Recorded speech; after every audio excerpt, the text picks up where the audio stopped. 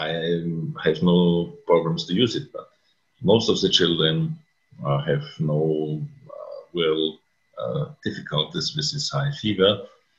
And of course, in addition, antibiotics should not be used as prescribed by conventional pediatric doctors. If you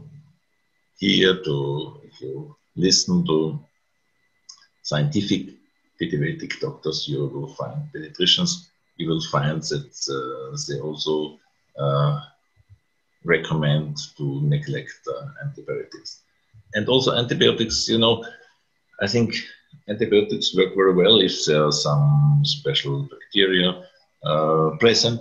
You know, I have worked for 20 years in the intensive care unit treating critically ill patients, and it was up to 1997 that sepsis, septicemia, was associated with the presence of bacteria or viruses or fungi.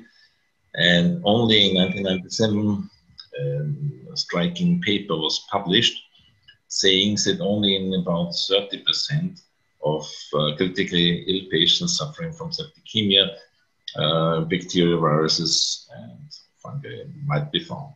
And, you know, I was there for 20 years, always confronted with very dangerous agents.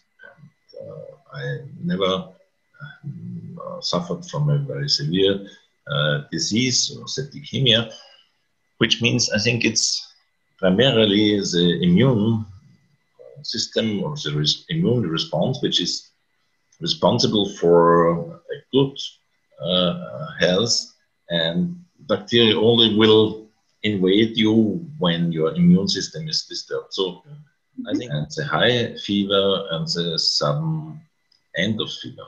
So of course everyone thinks of Atropa belladonna at first, and I'm also sure, and in my experience, belladonna is the most important homeopathic medicinal product. But then it may be different.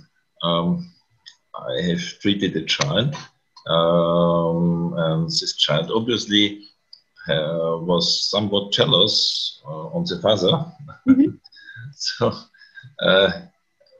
sometimes after 2-3 sessions, I decided to give Lachesis, which is my most beloved homeopathic medicinal product, as you might know.